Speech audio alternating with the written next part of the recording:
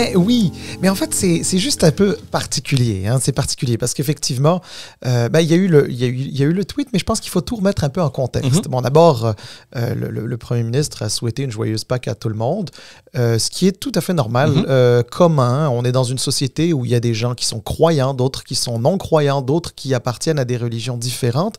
Et tout le monde se manifeste de la bienveillance en se disant des joyeuses Pâques, des joyeux Noël, etc. Puis les gens n'ont pas besoin de célébrer ou d'appartenir à une religion pour faire ça. C'est juste de la bienveillance, c'est un moment de paix, de sérénité, etc. Donc jusque-là, il n'y a pas de problème. Mais là où ça l'a été un petit peu plus, c'est lorsque François Legault a tweeté que les racines d'une société solidaire ou de la solidarité ou de la culture de la solidarité de la société québécoise tire sa source dans le catholicisme, etc. Alors, moi, je te dis d'emblée, franchement, je pense que sur le fond, il n'a pas tout à fait tort.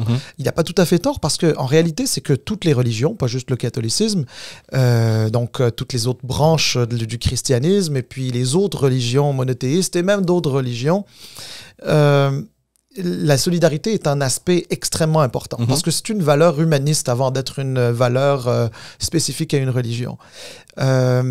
Mais c'est sûr que le tweet laissait transparaître un certain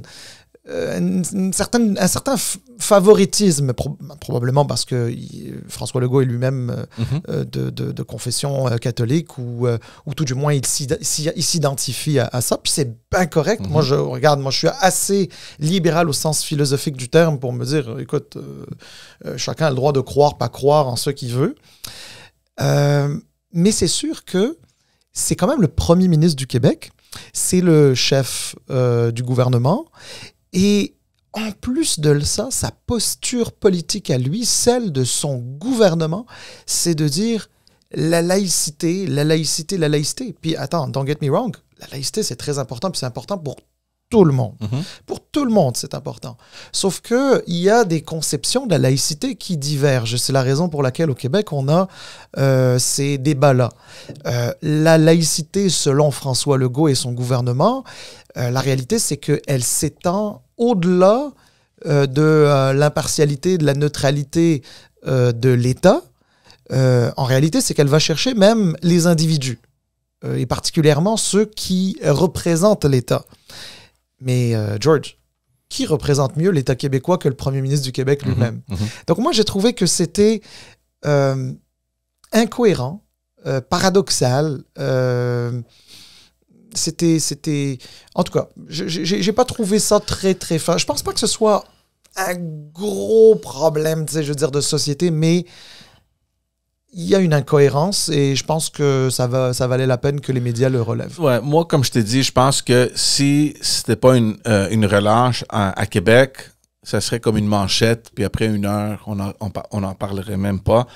Juste pour dire que François Legault, il a retweeté un article qui a été écrit par Mathieu Bocoté où lui, il fait l'éloge du catholicisme. Dans son article, il écrit que même si depuis les dernières décennies, on a mis de côté l'Église, il faut se rappeler qu'à un moment donné dans notre histoire, l'Église a joué quand même un rôle prépondérant. Même à l'absence de l'État, l'Église a toujours été là pour nous mettre dans un chemin de valeurs correctes. Puis ça a créé une sorte de culture de solidarité. Moi, j'ai rien contre ça. Historiquement, le gars, il n'a pas tort. De dire qu'aujourd'hui, la culture de solidarité est basée sur le catholicisme, ça, je trouve que c'est pas vrai, parce que moi, j'ai fait preuve de cette culture de solidarité, puis je suis pas catholique. Même chose que toi, même chose que plein d'autres Québécois. De faire un retour en arrière à l'histoire, je suis correct avec ça, c'est vrai. Donc, M. Legault, il retweet ce tweet, puis il cite un passage de son article où il dit que effectivement, la culture de solidarité qui provient du catholicisme nous distingue partout dans le monde. Ben, en fait, sur le continent. Sur le continent. Moi, honnêtement, je suis d'accord puis pas d'accord avec toi. je sais pas à quel point il est croyant, hein, M. Legault. Je sais pas à quel point il va à l'église, ou il prie, ou il fait quoi que ce soit. C'est à lui de faire ce qu'il veut, mais assumons qu'il est catholique. Il a tout en passant, excuse-moi de te couper, je disais pas qu'il l'était nécessairement, j'ai aucune idée. On sait pas. J'ai aucune idée. Ce que je disais, c'est que possiblement, il s'y identifie, et bon, c'est le cas de la majorité, de la majorité francophone au Québec, puis c'est bien correct. Je veux dire, il n'y a rien de mal à ça. Non, exact. Donc, moi, honnêtement, j'ai pas trouvé quelque chose de mal là-dedans qu'un premier ministre qui, on assume, est catholique, je pense qu'il est, qui est catholique, s'assume, puis il dit ce qu'il a dit. Il faut savoir, d'après moi, distinguer l'individu qui a ses croyances et le chef d'État d'un gouvernement qui se veut très, très, très laïque, comme tu l'as décrit. Okay? Peut-être c'est une ligne très fine. Je vois le point que tu fais que à cause qu'il a étiré un peu la laïcité, même dans des personnes qui représentent l'État, les personnes en autorité, les juges, les policiers, même les professeurs, whatever. S'il n'y a pas une figure qui représente mieux le Québec, ben oui, c'est vrai que c'est le premier ministre. Mais c'est pas comme s'il est sorti dire que le catholicisme, let's go. Non. C'était une fête religieuse. Le gars est catholique, puis il est sorti dire ce qu'il a dit. Je pense qu'on fait trop d'affaires pour rien là-dessus. Oui, mais attends.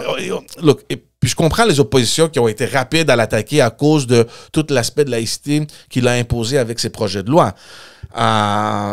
Mais honnêtement, je pense qu'on va un peu loin. En passant, tu disais que on voyait les choses un peu différemment, toi et moi. En fait, je pense pas. Moi, je pense qu'on dit à peu près la même chose, on le dit différemment, dans le sens que je suis d'accord avec toi. Moi, je suis favorable à ce qu'on distingue l'État des individus. Et donc, moi, j'ai absolument, mais alors là, absolument aucun problème à ce qu'une personne du gouvernement ou qui représente le gouvernement ait une religion et l'affiche d'une certaine manière. J'ai pas de problème avec ça. Moi, là où j'ai un problème, c'est que si l'État lui-même n'est pas impartial et neutre. Parce que la laïcité, fondamentalement, ça veut dire quoi? Ça veut dire que l'État n'a pas de religion et ne favorise aucune religion. Moi, j'ai pas de problème avec ça. Ce que j'étais en train de dire tantôt, plus tôt, et puis ça va un peu dans le sens de ce que tu dis, c'est que lui a une conception de la laïcité qui est quand même assez rigide, assez fermée, assez stricte. Elle est tellement stricte, en fait, que lui, contrairement à ce que toi, tu viens de dire et avec lequel je suis d'accord, mais contrairement à ça, lui, il va au-delà de la neutralité de l'État. Lui, il veut la neutralité quasiment des religions. Excuse-moi, des religions. Neutralité des individus. Moi, je me dis, pour quelqu'un qui considère que quand on représente l'État, on ne devrait pas afficher de préférence religieuse ou d'afficher sa propre religion, moi, je pense que dans le cas de ce tweet-là, il y a une incohérence. Mais c'est la neutralité des individus dans la fonction de leur job, tu comprends? Un juge qui, techniquement, selon la loi, devrait être neutre, chez lui, ou peut-être même dans ses réseaux sociaux, c'est rare de voir des juges sur les réseaux sociaux, là, ils peuvent faire ce qu'ils veulent. Oui, mais quand on est... Ah non, mais tu vois, quand on est premier ministre du Québec, ou du Canada d'ailleurs, on est premier ministre 24 heures sur 24, 7 jours sur 7, et spécifiquement lorsque on s'adresse aux gens sur les médias sociaux. Look, je veux dire, ça c'est un point. C'est-à-dire que oui, il y a une vie personnelle, c'est-à-dire... Est-ce que un premier ministre, qu'est-ce qu'il fait chez lui, comment il croit, comment il pratique sa religion ou ne la pratique pas, etc. Ça regarde que cette personne-là, personne d'autre. Ça, c'est sûr. Il y a bien sûr des aspects... bien sûr que les politiciens ont le droit à une vie privée, ça c'est sûr. Mais attention, là, il n'y a personne qui l'a obligé de tweeter, là. Il l'a tweeté lui-même, puis de ce que j'ai compris sur les médias, il l'a tweeté lui-même. C'est même pas son équipe de communication qui l'a tweeté, là, tu sais. Disons que ça aurait été peut-être mieux qu'il laisse juste son tweet de Joyeuse Pâques. Exactement, voilà. Mais honnêtement, tout ce qu'il a fait, au moins de mon point de vue, il a retweeté un article qui fait un peu un parcours de l'importance que le catholicisme a joué dans l'histoire du Québec. C'est tout ce qu'il a fait. Le problème, moi, que j'ai, c'est que ça donne une allusion du présent. Puis là, je suis pas en accord. Ben, ça donne... Alors, ça, c'est un très bon point. Ça donne une allusion au présent, effectivement. Et lui, il est le premier ministre en ce moment. Et il est le premier ministre de tous les Québécois, y compris ceux qui ne croient pas, c'est-à-dire ceux qui n'ont pas de religion, qui refusent d'en avoir ou qui n'ont aucune croyance. Et aussi ceux qui sont chrétiens mais pas catholiques, et ceux qui ne sont pas du tout chrétiens et donc appartiennent à d'autres religions. Et à partir de ce moment-là, oui, il y a quelque chose qui est un petit peu plate parce que ça laisse quasiment entendre que, si t'es pas catholique, t'appartiens pas trop à cette culture-là de la solidarité québécoise. Exact. Puis c'est faux. Évidemment, c'est faux. Évidemment, c'est faux.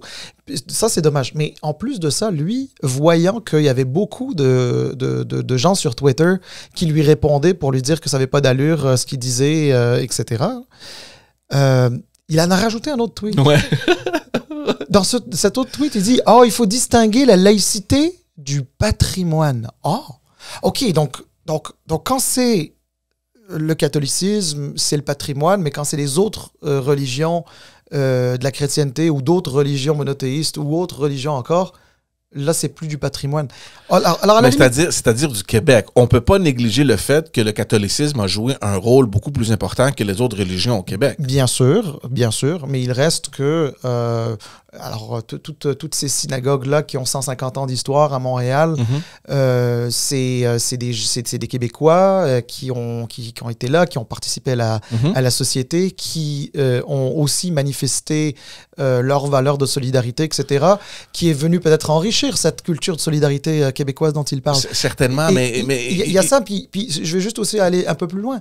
Le patrimoine du Québec, il ne s'est pas arrêté avec la fin de la Révolution tranquille à la fin des années 60. Là. Le patrimoine du Québec, il est en cours de route. Mais le problème, c'est qu'en disant ça, ça dit quasiment que si tu es anglican, si tu es protestant, si tu es juif, si tu es musulman, si tu es sikh, si tu appartiens à une autre religion, ben, tu peux pas participer à ce patrimoine-là.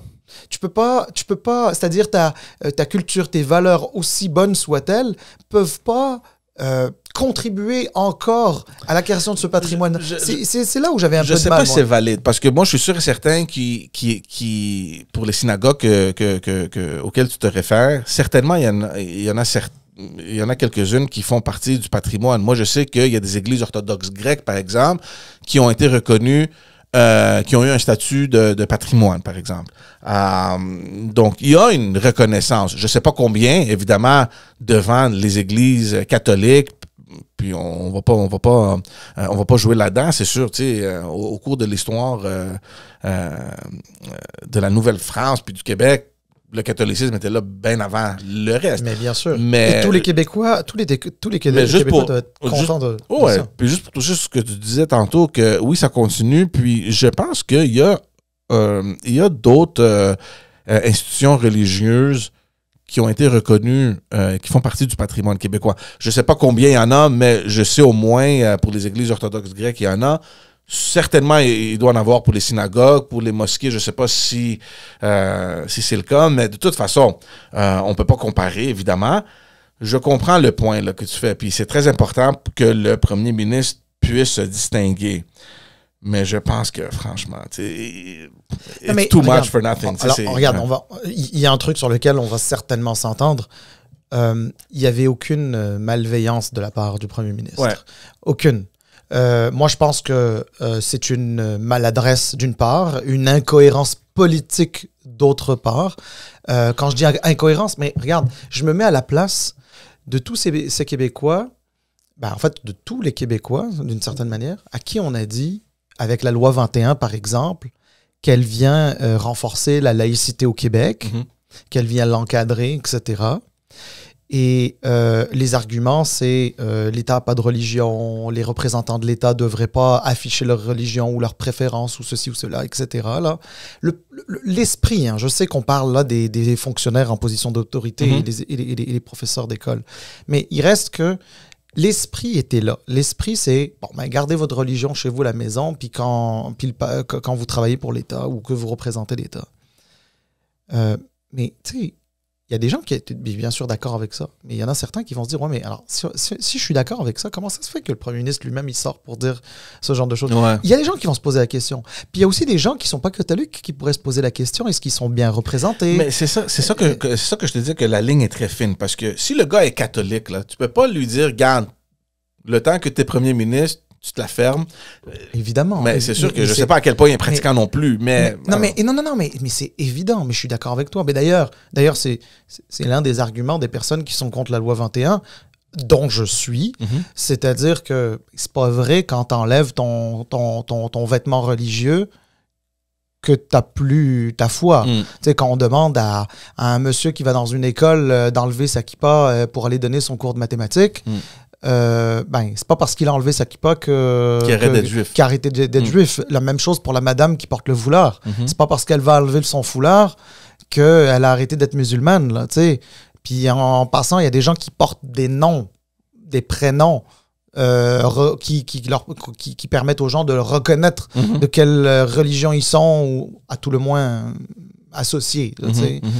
Donc, non, je suis d'accord avec toi. Mais moi, au contraire, moi, je te dis pas... En fait, pour moi, toute cette histoire, elle a eu lieu pour une seule raison. C'est que c'est la conception de la laïcité de François Legault. Ouais. C'est que si c'était une laïcité de... On est ferme sur l'impartialité et la neutralité de l'État québécois, puis ça s'arrêtait là, c'était parfait. Selon moi, là, c'était parfait.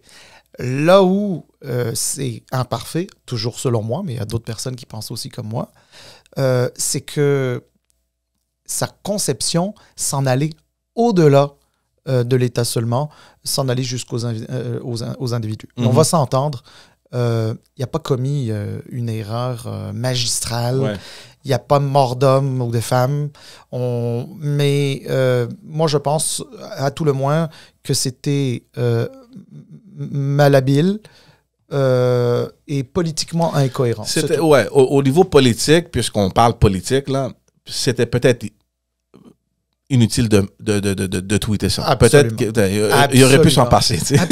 Absolument. Mais regarde, juste avant de passer à notre sujet, je vais juste te dire un truc. Le patrimoine québécois, c'est certain qu'il y a une empreinte catholique là-dedans. Et une empreinte catholique dont doivent être fiers tous les Québécois de toute religion ou pas religion. Moi, le premier, je suis toujours très heureux une fois par année d'aller faire un tour à l'Oratoire Saint-Joseph. J'adore ça. Je trouve ça beau. C'est apaisant comme endroit, etc. C'est fantastique. Il y a aucun mal à ça. D'ailleurs, je peux te dire que moi, dès le lendemain de l'Halloween, mon sapin de Noël, il est déjà dans... Tu sais, je suis pas catholique, je suis même pas chrétien. Ouais. Donc tu sais, je veux dire, j'ai pas de problème. Je suis le premier à souhaiter joyeux Noël plutôt que de dire joyeuse fête. J'aime pas d'ailleurs que quelqu'un dise joyeuse fête. Moi, je trouve ça tellement beau de dire à quelqu'un joyeux Noël. Ouais. C'est Noël, c'est même chose pour Pâques, etc. Là n'est pas le problème. Moi, je dis encore une fois, c'est une question juste de cohérence politique. C'est juste ça. Ouais, je suis d'accord. Puis, tu sais, les oppositions qui essayent de faire du capital politique là-dessus, moi, je sais pas c'est quoi qui vont avoir avec ça, là. Il y a des gens qui pensent comme ça et ils les représentent. C'est aussi ça, la démocratie.